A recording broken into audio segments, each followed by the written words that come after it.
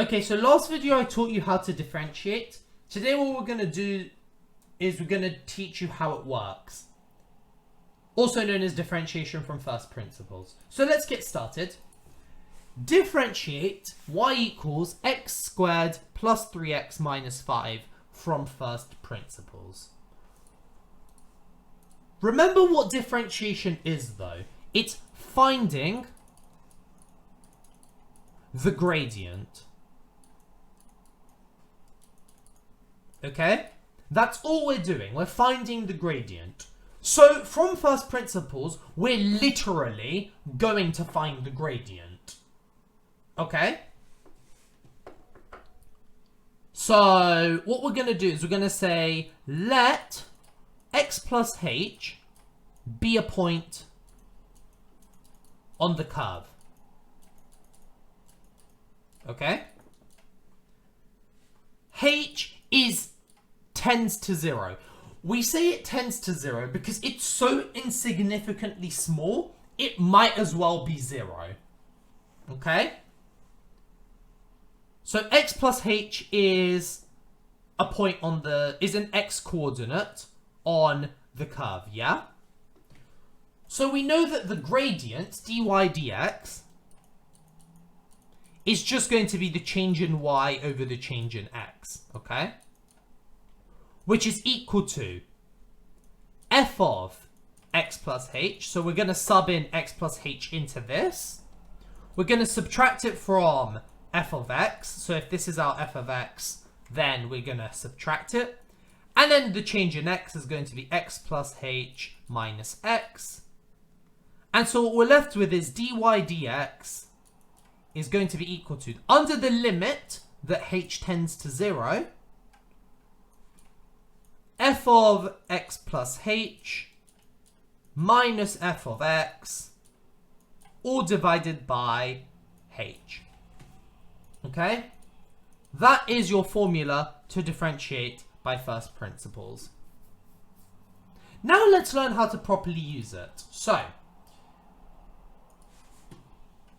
dy by dx, in this case, is going to be x plus h all squared plus 3x plus h minus 5 minus x squared plus 3x minus 5, all divided by h. And our end goal for this topic is to eliminate h on the bottom, because we can't divide by 0. Does that make sense? So let's see how that would properly work. So first things first, let's expand all of this so that we have, competent numbers which we could cancel out and simplify.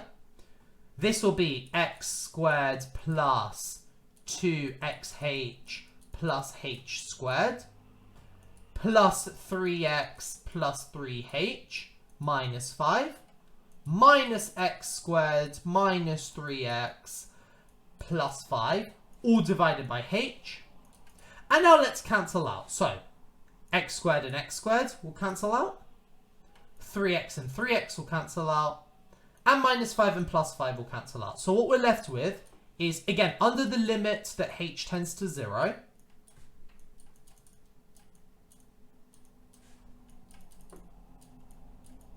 we're left with 2xh plus 3h plus h squared all over h, okay? And now what we can do is we can factorize the top so that we get a h and we can eliminate them. So what we're left with is, under the limit that h tends to 0, we have h outside the brackets, 2x plus 3 plus h all over h. And now the h's will cancel out. And so what we're left with is dy by dx is equal to 2x plus 3 plus h. But because h is so insignificantly small, and it tends to 0, we can cancel out h, and so dy dx is equal to 2x plus 3.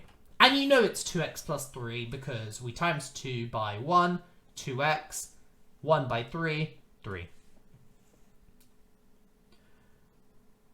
But usually what will happen is there's one mark left to go.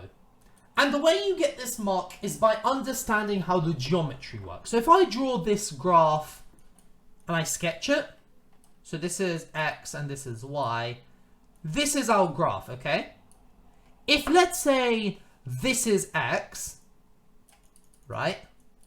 This will be here, x plus h, okay? And what are we working out here? This is a chord. But because h tends to 0, the gradient of the chord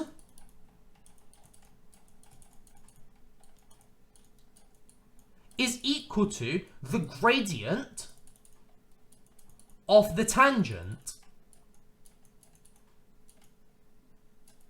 at x. So this is very important when you explain to somebody how the differentiation from first principle works. Okay? Is this video helpful? Make sure you subscribe so you never miss a video from me. Let's look at another example.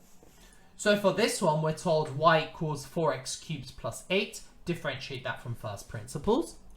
So, let x plus h be on the curve. H tends to 0. So therefore, dy by dx is going to be the change in y over the change in x. So that's 4x plus h cubed plus 8x plus h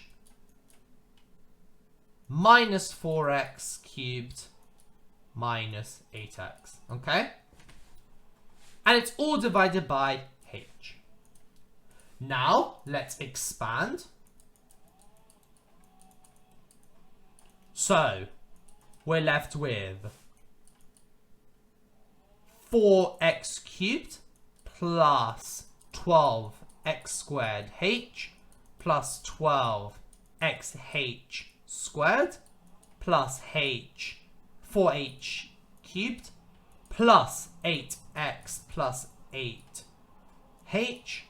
minus 4x cubed minus 8x, and it's all divided by h under the limit, of course, that h tends to 0.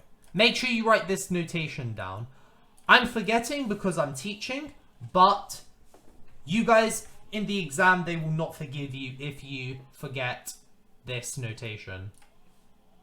Right, now let's cancel out. So, 4x cubed and 4x cubed cancel out. 8x plus 8x also cancel out. So we're left with, under the limit that h tends to 0, don't put a line over there. Let me actually remove that line. There we go. We're left with, pen tool, thank you, 12x cubed h plus 12h xh squared, and then we're plussing 8h all over h, plus 4h cubed. And then once again, we're going to factorize. Okay?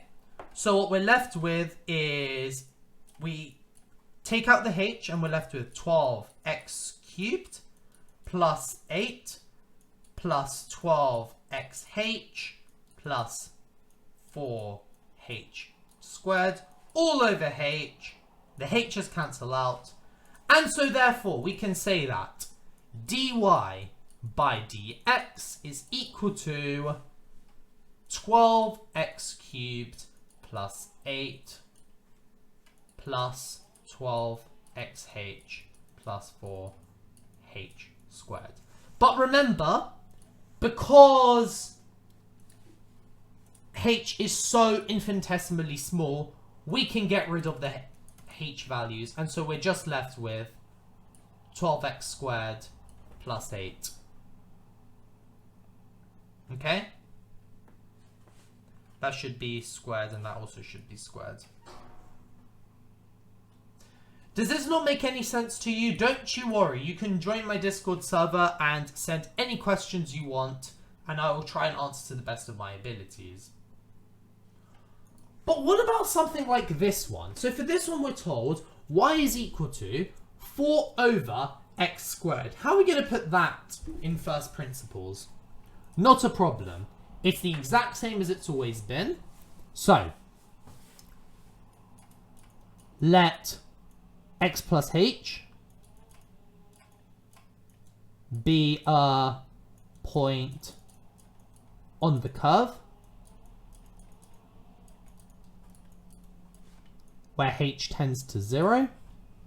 dy by dx is equal to 4 over x plus h all squared minus 4 over x plus h, x squared. I'm getting a bit carried away here. And it's all divided by h. Now, what we're going to do is we're going to add these brackets. All this means is we're just going to cross multiply them, and then we're going to multiply the bottom, okay? So we're left with 4x squared minus 4x plus h all squared all over h x squared x plus h all squared. You'll get a triple bracket, and if you get a triple fraction, excuse me, if you get a triple fraction, you just put the denominator on the bottom again. It's not a problem. Right, anyways, let's get to work because we've got a lot to expand. We're then left with, also under the limits, let me actually write this down. I'll write this down in red so we never forget. Under the limits that h tends to 0, lim h 0, this becomes 4x squared minus 4x squared minus 8xh plus minus 4h squared. Yep. All over h x squared x plus h all squared. I'll carry on up here. Remember your limit. I'm just seeing if you're paying attention to the limit at this point. That's my excuse. So then that will be equal to the limit that h tends to 0. Let's see what we've got. The 4x's will cancel out, so we're left with 8 minus 8xh minus 4h squared all over hx squared x plus h all squared. And then, as per usual, we're going to factor out h from the top. So, under the limit that h tends to 0, we get h times 8x minus 4h all over h x squared x plus h all squared. And then because the h's cancel out, we're left with an answer of 8x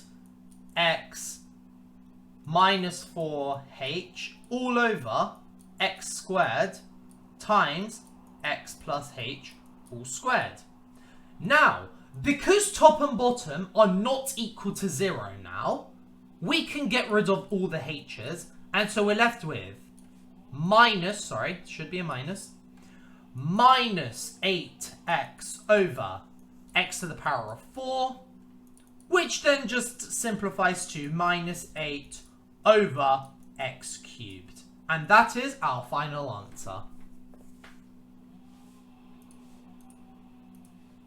Thank you guys for watching. I hope this video made sense. If you guys want to pass your exams with flying colours, get tutored by me. Drop me an email and we can organise a meeting and a quote. Keep on learning, as you have no idea what you're capable of doing.